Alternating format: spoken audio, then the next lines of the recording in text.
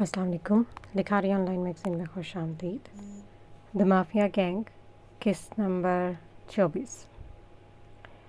شہر کے نسبتاً سنسان حصے میں واقع وہ پرانی نیوز ایجنسی سے باہر مردہ عمارت کا منظر پیش کر رہی تھی.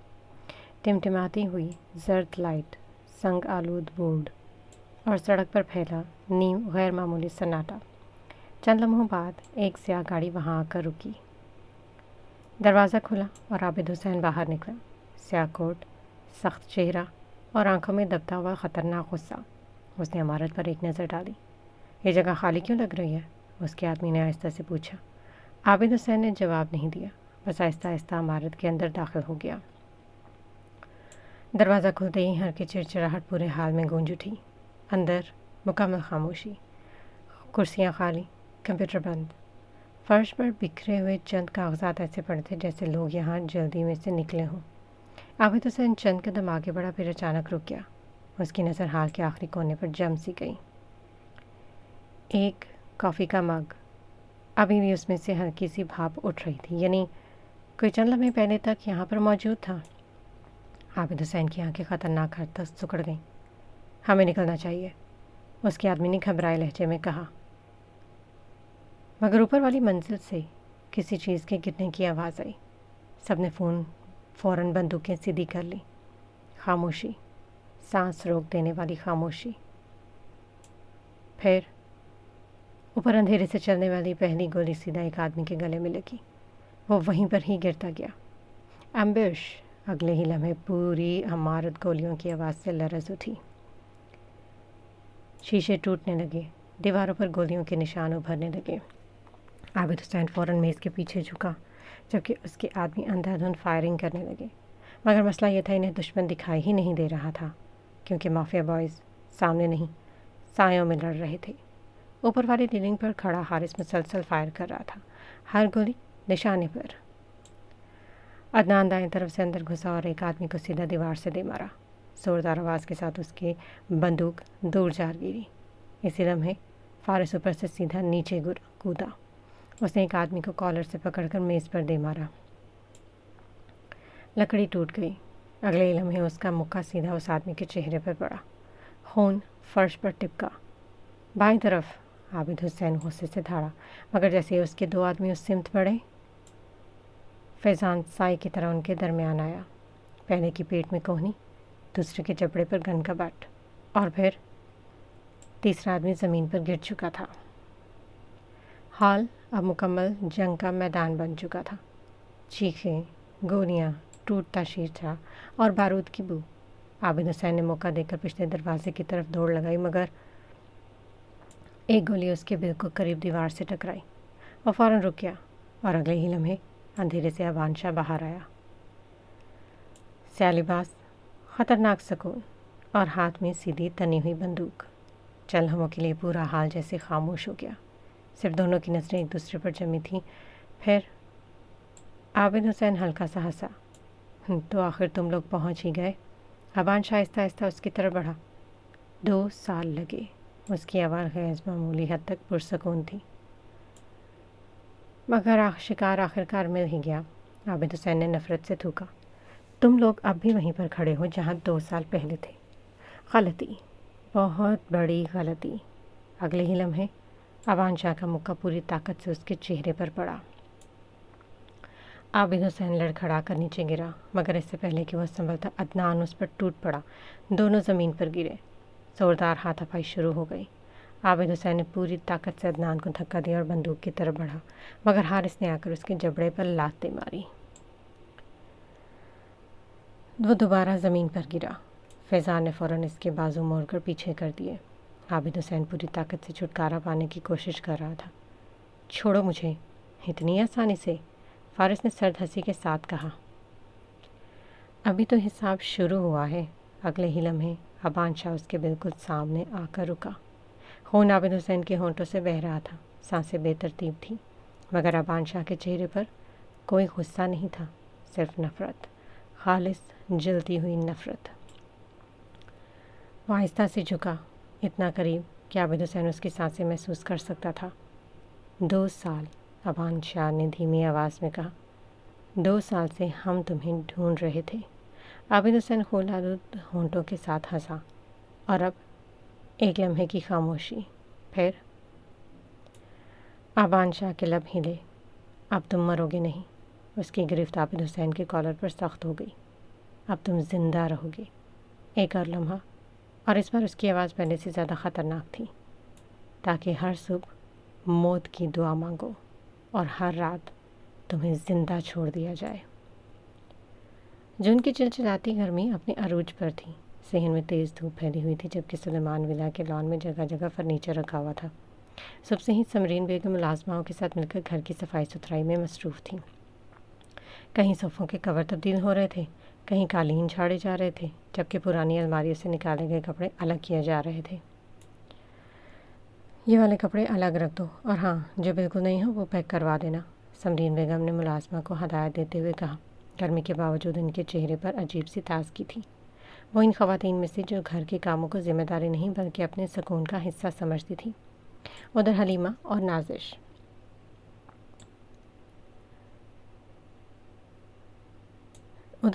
نازش بیگم کچن میں مصروف تھیں۔ ان کے ساتھ مدد کے لیے میڈ نبینہ بھی تھی۔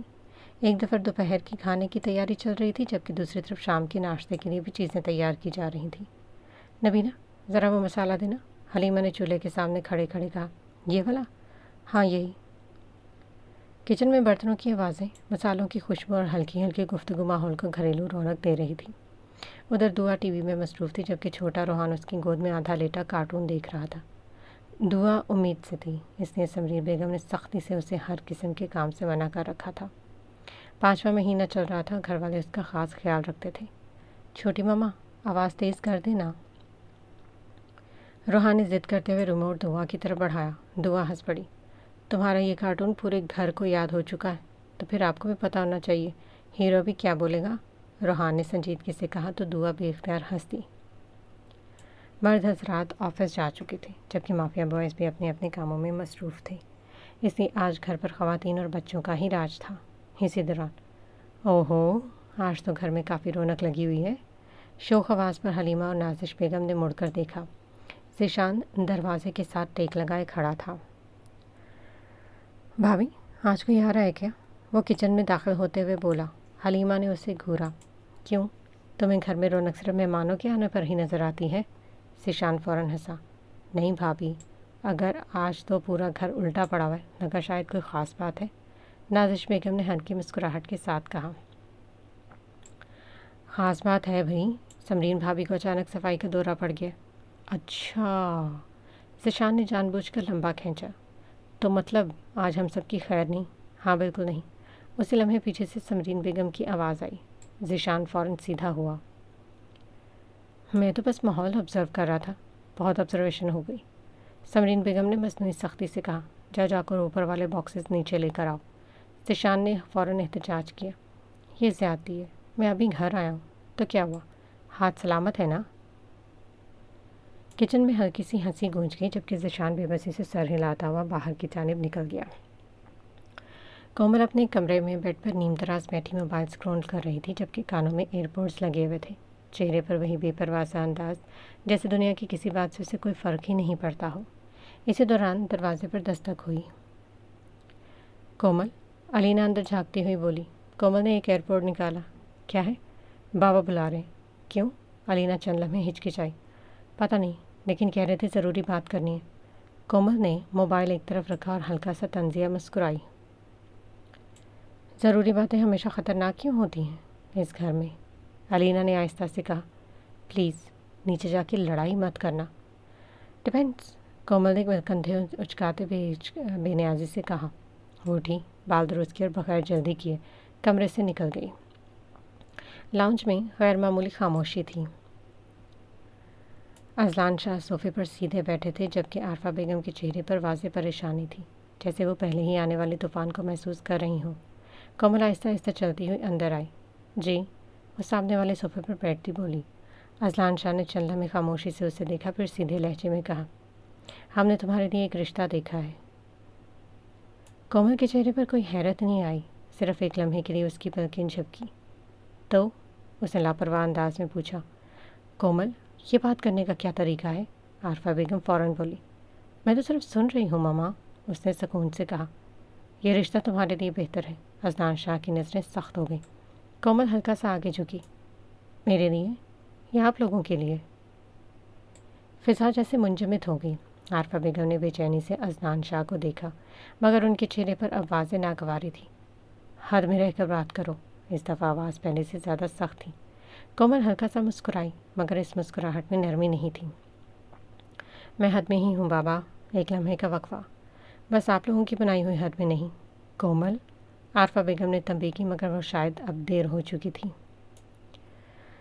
عدنان شاہ نے سرد لہجے میں کہا، ہم نے فیصلہ کر لیا۔ لیکن میں نے نہیں کیا، فوراً جواب آیا۔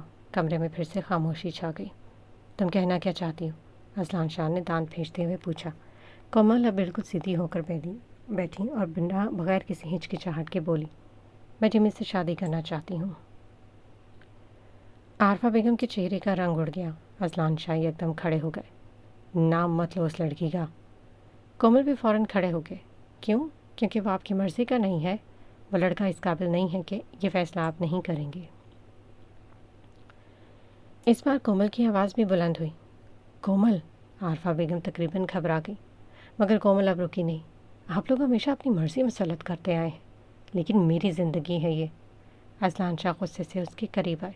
اور جب تک تم اس گھر میں ہو، فیصلے ہمارے ہوں گے۔ کومل نے سیدھا ان کی آنکھوں میں دیکھا۔ ذرا بھی خوف نہیں تھا۔ پھر شاید مجھے یہ گھر چھوڑنا پڑے۔ یہ جملہ سیدھا جا کر لگا۔ عارفہ کے لبوں سے بے اختیار نکلا، کومل، مگر اب مکمل ضد میں وہ آ چکی تھی۔ عدنان شاہ کی آواز خطرناک حد تک دھیمی ہوئی۔ یہ شادی ہوگی۔ ہر لفظ واضح تھا۔ اور تم اسی لڑکے سے کرو گی جسے ہم منتخب کریں گے۔ چند لمحوں تک کومل خاموشی سے انہیں دیکھتی رہی، پھر وہ ہلکا سا ہنسی، ایسی ہنسی جس میں بغاوت صاف سنائی دے رہی تھی۔ آپ کوشش کر کے دیکھ لیں۔ تم انکار کریں؟ بالکل۔ نتیجہ جانتی ہو؟ کومل بے نیازی سے کندھے اچکائے۔ مجھے صرف اپنا فیصلہ معلوم ہے۔ یہ کہہ کر وہ مڑی، مگر دروازے تک جا کر رک گئی، بغیر پلٹے بولی، اور ایک بات یاد رکھیے گا۔ کمرے میں مکمل خاموشی تھی۔ مجھے مجبور کرنے کی کوشش مت کیجیے گا۔ ایک لمحے کا وقفہ، پھر اس کی اگلی بات نے فضا کو مزید بھاری کر دیا۔ کیونکہ پھر میں وہ کروں گی جو آپ لوگ سوچ بھی نہیں سکتے۔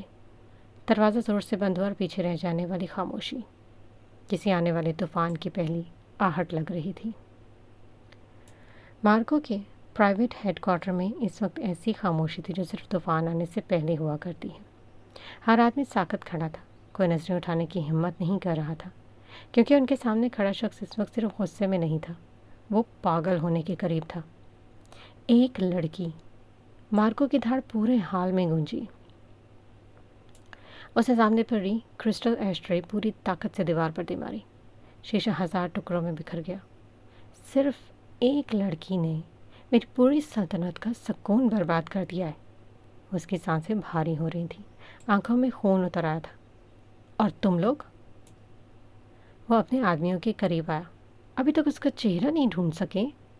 سب خاموش کھڑے رہے۔ کسی میں اتنی ہمت نہیں تھی کہ جواب دے سکتے۔ مارکو نے غصے سے میز پر رکھا گراس اٹھایا اور دوسری طرف دے مارا۔ میں نے تم لوگوں کو پال کر رکھا ہے یا بزدلوں کا جھنڈ؟ پورا حال اس کی آواز سے لرز اٹھا۔ تبھی باس! ایک آدمی جلدی سے اندر داخل ہوا، چہرے پر واضح گھبراہٹ تھی۔ کیا ہے؟ مارکو غصے سے پلٹا۔ ایک ویڈیو آئی ہے۔ مارکو کی آنکھیں ذرا سکڑی۔ کیا؟ ان نون نمبر سے۔ اس آدمی نے جلدی سے میز پر لیپ ٹاپ رکھتے ہوئے کہا، صرف آپ کے لیے۔ کمرے کی فضا یکدم بدل گئی۔ سب کی نظریں لیپ ٹاپ پر جم گئیں۔ اسکرین سیاہ تھی، درمیان میں صرف ایک ویڈیو فائل۔ مارکو چند لمحے خاموش کھڑا اسے دیکھتا رہا، پھر اس نے خود آگے بڑھ کر ویڈیو چلا دی۔ اسکرین چند سیکنڈ گلیچ ہوئی، پھر اندھیرا، گہرا سیاہ اندھیرا۔ صرف ایک دھندلی روشنی میں کسی کا سایہ نمایاں ہوا۔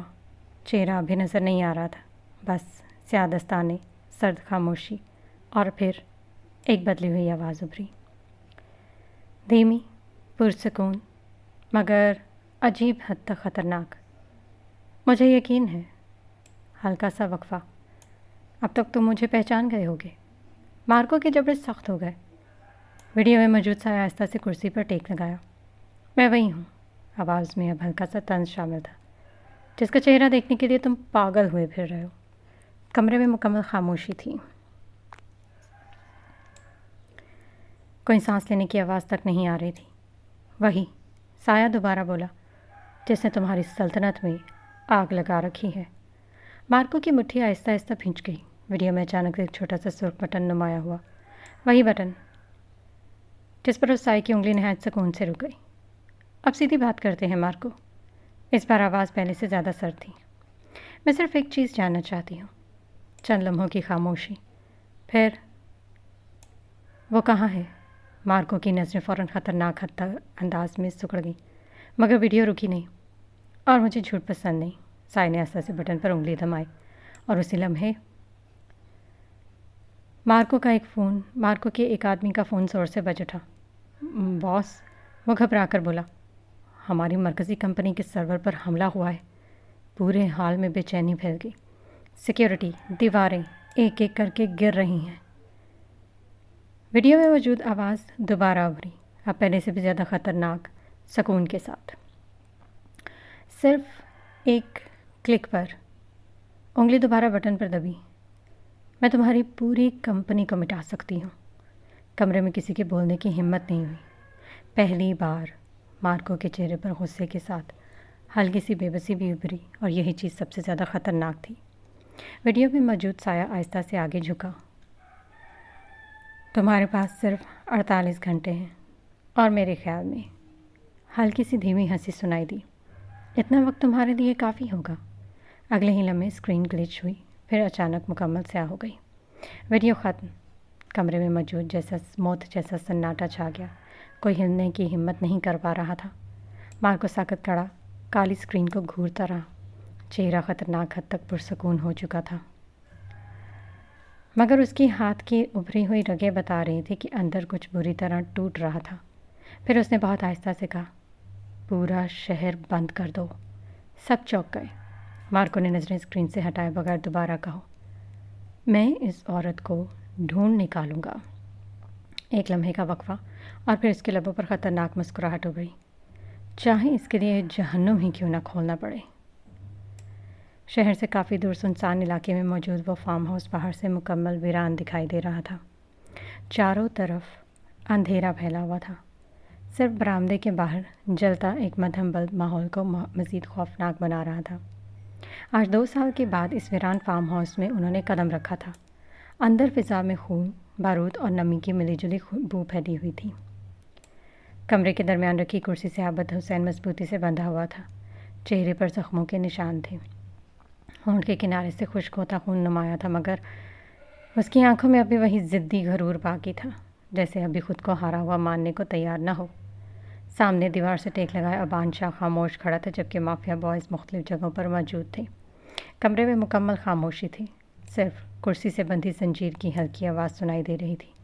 फिर आबिद हुसैन का हल्का सा हंसा खून आलूद आवाज़ में, बस। उसने आहिस्ता से सर उठा। 2 साल ढूंढने के बाद यही करना था तुम लोगों ने? अदनान फ़ौरन भड़क उठा। मैं अभी अदनान। अबान शाह की पुरसकून आवाज़ ने उसे रोक दिया, मगर इस पुरसकून लहजे में भी साफ महसूस हो रहा था। अदनान ने दांत भींचते मगर खामोश रहा। आबिद हुसैन ने तंजिया मुस्कुराहट के साथ अबान शाह को देखा। अभी पहले जैसा ही है, खामोश और अंदर से खोखला। अगले ही लम्हे अदनान का ज़ोरदार घूंसा उसके चेहरे पर पड़ा। कुर्सी बुरी तरह से पीछे हिली। खून दोबारा उसके होंठों से बहने लगा। मैंने कहा था ना, मुझे मत रोको, अदनान गुस्से से धाड़ा। मगर हैरत अंगेज़ तौर पर आबिद हुसैन फिर हंस दिया। फैज़ान ने कुर्सी के करीब आकर आहिस्ता से कहा, कसम से ये आदमी मरने के बाद भी लोगों को तंग करेगा। फारिस अब तक खामोशी से मेज़ पर रखे कुछ कागजात और तस्वीर देख रहा था। उसने बगैर नज़रें उठाए कहा, मसला ये नहीं है कि ये बोल रहा है, मसला ये है कि उसे लग रहा है अभी खेल उसके हाथ में। हारिस आहिस्ता आहिस्ता चलता हुआ आबिद हुसैन के सामने आकर रुका। चंद लम्हे खामोशी से उसे देखता रहा, फिर झुक के इसके करीब आया। एक बात बताऊं? आबिद हुसैन खामोश रहा। तुम्हें देखकर डर नहीं लगता? हारिस की आवाज़ खतरनाक हद तक नरम थी। एक लम्हे का वक्फा, नफ़रत आती है। आबिद हुसैन की नज़रें पहली बार ज़रा सख्त हुई, मगर अगले ही लम्हे तंज़िया अंदाज में कहा, नफ़रत कमज़ोर लोग करते हैं। गलत। इस बार आबान शाह बोला। वो आहिस्ता आहिस्ता उसकी तरफ बढ़ा। कमरे में मौजूद सब खामोश हो गए। आबान शाह उसके बिल्कुल सामने आ रुका। नफ़रत वो करते हैं, उसने सर्द नज़रों से उसे देखा, जिनसे सब कुछ छीना गया हो। चंद लम्हों तक दोनों सिर्फ एक दूसरे को देखते रहे। फ़िज़ा अजीब हद तक फैली हुई थी।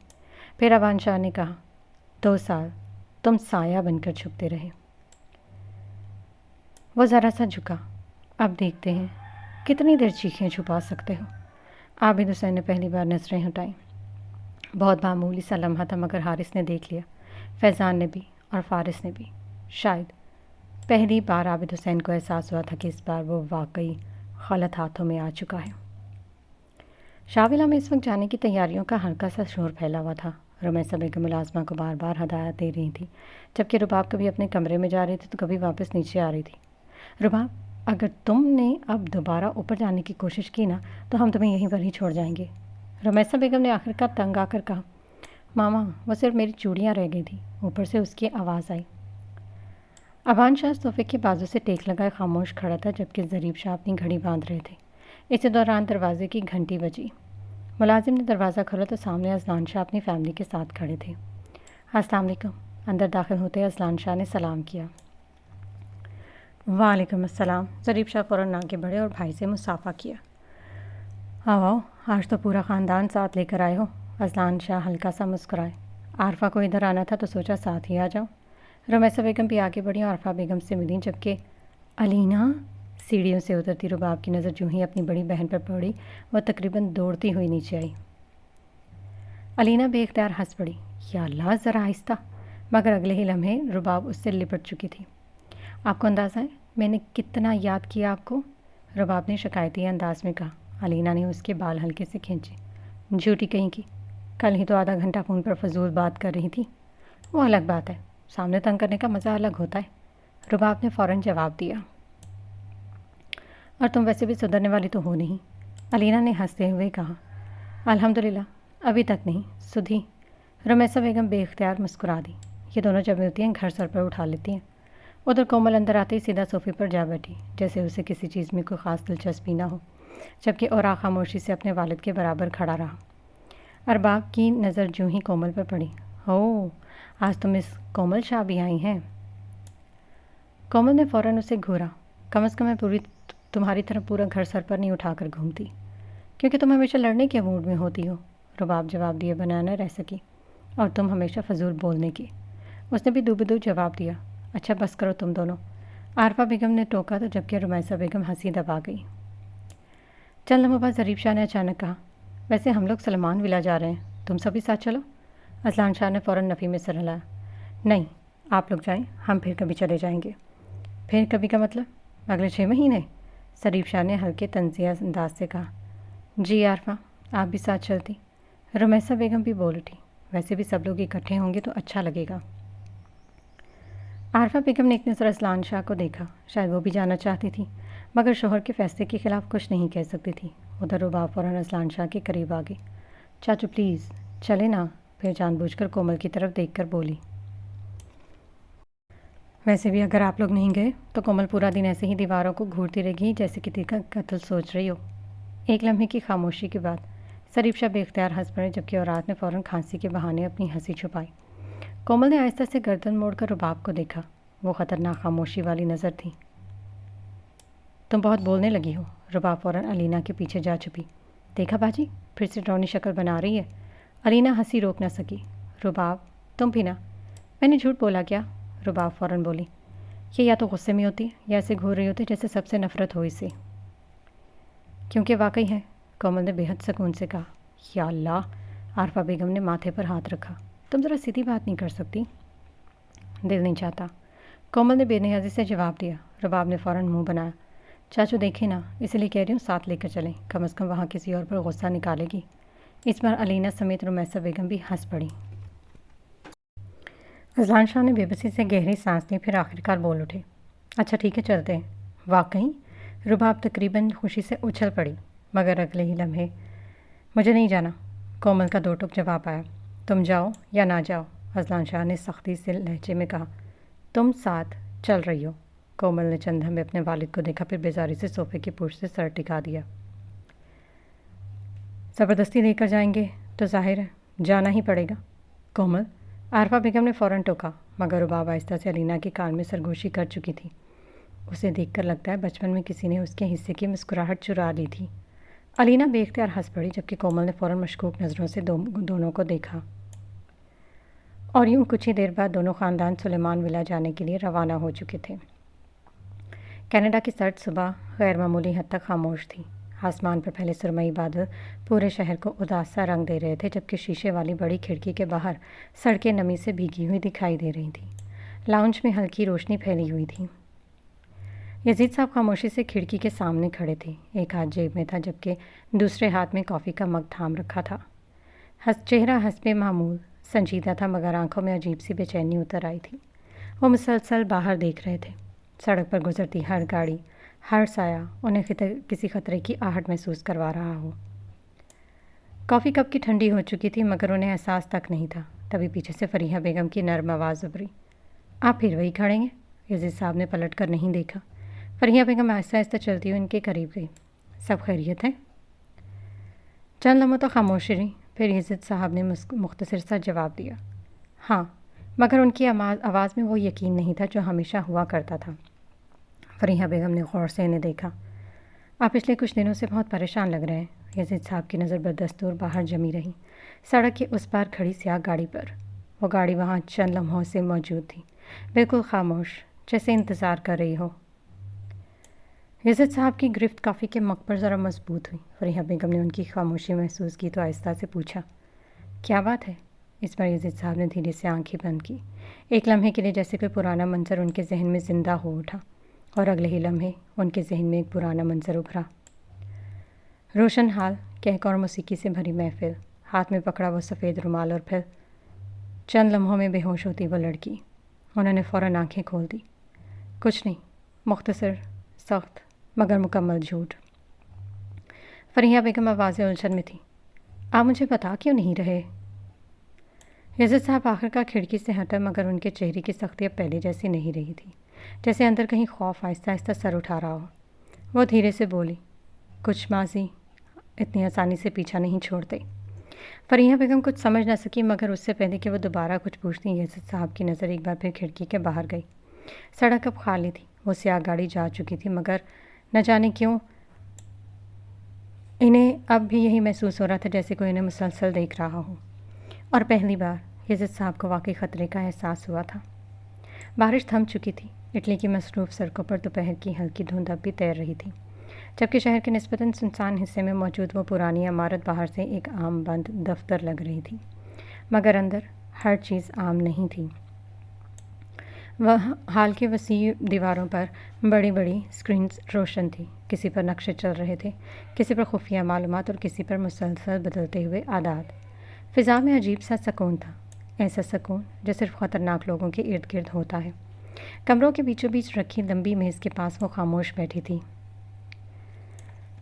چہرہ ابھی واضح نہیں تھا، صرف سیاہ لباس، کھلے ہوئے بالوں کی ہلکی لٹیں اور انگلیوں میں گھومتا ہوا کافی کا مگ۔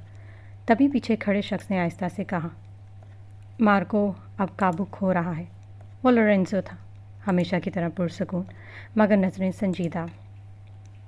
اس نے پورے شہر میں اپنے آدمی پھیلا دیے ہیں۔ چند لمحے کی خاموشی رہی۔ کافی کا مگ آہستہ سے میز پر رکھا گیا۔ پریشان لوگ ہمیشہ غلطیاں کرتے ہیں، وہی دھیمی آواز، پرسکون مگر خطرناک حد تک عجیب۔ لورینزو چند قدم آگے بڑھا، مگر اس بار وہ حد سے زیادہ بے چین لگ رہا ہے۔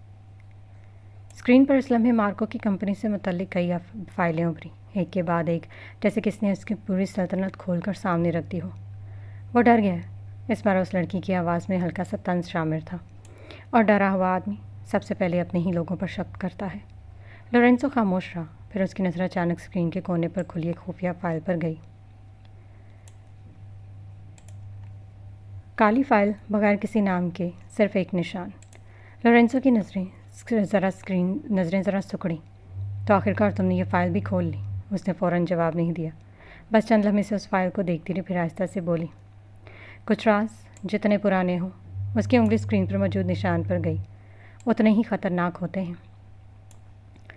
कमरे में चंद लम्हों की खामोशी छा गई। फिर लोरेंज़ो ने संजीदगी से पूछा, और अगर ये लोग वाकई वही हुए जिनका हमें शक है? इस बार वो हल्का सा मुस्कुराई, ऐसी ही मुस्कुराहट जो मुकम्मल सुकून के बावजूद ख़तरनाक महसूस हो रही थी। फिर के दिलचस्प होने वाला है। अचानक स्क्रीन पर एक नई तस्वीर उभरी, सिर्फ चंद धुंधले साए, चेहरे वाज़े नहीं थे, मगर इतना ज़रूर महसूस हो रहा था कि ये आम लोग नहीं हैं। लोरेंज़ो ने आहिस्ता से कहा, तो अब? चंद लम्हों पर खामोशी रही, फिर उसने कुर्सी की पुश्त पर से सर टिकाया और धीरे से बोली, अब हम इंतज़ार करेंगे। एक लम्हे का वक्फा, क्योंकि बाज़ शिकार खुद चलकर जाल में आते हैं। सलमान विला के बाहर जैसे ही गाड़ियां आकर रुकी, अंदर मौजूद मुलाजिम फ़ौरन दरवाजे की तरफ बढ़ गए। दोपहर की नरम होती धूप सफ़ेद पत्थरों वाले वसी सहन पर फैली हुई थी, जबकि फ़िज़ा में ताज़ा बनी चाय और खानों की हल्की खुशबू घुली हुई थी। गाड़ी का दरवाज़ा खुला। सबसे पहले ज़रीब शाह बाहर उतरे। अस्सलाम वालेकुम। वालेकुम सलाम। आवाज़ के साथ ही फरहाद खान पोर्च की सीढ़ियाँ उतरते हुए आगे बढ़ा और गर्म जोशी से ज़रीब शाह को गले लगाया। आखिरकार शाह साहब को हमारी याद आ ही गई। ज़रीब शाह हंस पड़े। कसूर मेरा नहीं, आपके भतीजों का है। आधा शहर संभालते संभालते वक्त नहीं मिलता। हाँ हाँ, बहाने अच्छे बना लेते हो तुम। पीछे से इमरान खान भी आ गया। असलान शाह से मुसाफा किया। कैसे हैं बड़े मियाँ? असलान शाह ने हल्का सा सर हिलाया। जिंदा हैं अभी? चेहरा देखकर तो नहीं लग रहा। इस पर ज़रीब शाह बेख्तियार कहकर हंस पड़े, जबकि असलान शाह ने बस एक सर्द नज़र भाई पर डाली। उधर दूसरी तरफ समरीन बेगम, नाज़िश और हलीमा ख़वातीन के इस्तकबाल के लिए आगे बढ़ चुकी थी। अस्सलाम वालेकुम, रुमैसा बेगम ने मुस्कुराते हुए कहा। वालेकुम सलाम। समरीन बेगम ने फ़ौरन इन्हें गले लगा लिया। बहुत दिन लगा दिए आपने आने में, अब आइंदा शिकायत का मौका नहीं देंगे। ये बात आप पिछली दफ़ा भी कहकर गई थी। नाज़िश बेगम ने फ़ौरन छेड़ा। सबके लबों पर मुस्कुराहट आ गई। इसी दौरान आरफा बेगम गाड़ी से उतरी तो हलीमा फ़ौरन आगे बढ़ी। आएँ भाभी। आरफा बेगम ने मोहब्बत से उसके सर पर हाथ फेरा। कैसी हो? अल्हम्दुलिल्लाह।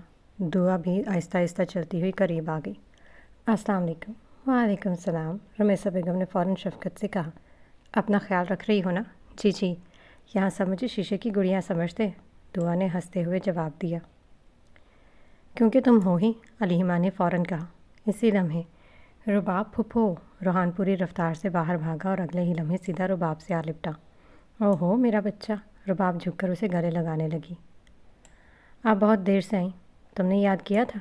नहीं, झूठ बोलने पर मार पड़ती है। रोहान फ़ौरन हंसने लगा। उधर हलीमा जैसे ही करीब आई। हलीमा भाभी। रुबाब तकरीबन उन पर झूल गई। हलीमा हंस पड़ी। तुम कभी सीधे तरीके से भी मिला करो। मुझे आपकी बहुत याद आती है। मैं क्या करूं? झूठी लड़की, कसम से। कसमें खाने वाली शक्ल नहीं है तुम्हारी। भाभी, रुबाब ने एहतजाज किया तो सब हंस पड़े। इसी दौरान सीढ़ियों से नीचे उतरते ज़िशान ने बेख्तियार रुबाब पर नज़र दौड़ाई और चंद लम्हों के लिए वाकई ठहर गई। हल्की हवा में उड़ते बाल, हाथों की मुसलसल हरकत और वही बेतकल्लुफ़ अंदाज़। मुँह बंद कर लो, सब समझ जाएंगे।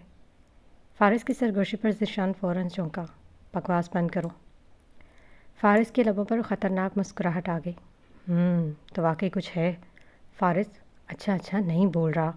उधर कोमल गाड़ी से उतरी। चेहरे पर हस्बे मामूल खफगी और बेजारी का मिला जुला तासुर था। रुबाब ने उसे देखते ही कहा, ओह हाजी लड़ाई किए बगैर आ गई। कोमल ने बगैर मुस्कुराए जवाब दिया, और तुम आज भी ज़रूरत से ज़्यादा बोल रही हो। कम से कम मैं ज़िंदा तो लगती हूँ, और तुम्हें देखकर सर दर्द भी ज़िंदा हो जाता है। हारिस बेख्तियार हंस पड़ा। शुरू हो गई दोनों? मैं शुरू नहीं करती, कोमल ने खुश्क लहजे में कहा। ये खुद चलती फिरती मुसीबत है, और तुम मुस्तकिल गुस्सा। रुबाब, रुमैसा बेगम ने फ़ौरन घूरा, मगर आबान शाह जो अब तो खामोश खड़ा सब देख रहा था, आखिरकार बोला, तुम दोनों 5 मिनट खामोश रह लो तो शायद सारी दुनिया बच जाए। चंद लम्हों को वाकई खामोशी छा गई। फिर रुबाब ने आहिस्ता से अलीना के कान में कहा, देखा, भाईजान ने आज फिर हमें लेक्चर दे दिया। अलीना फ़ौरन हंसी रोकने लगी और यूँ हंसी, आवाज़ों, तंज, मोहब्बत और छुपी हुई नज़रों के साथ सुलेमान विला एक बार फिर अपने लोगों से भर चुका था।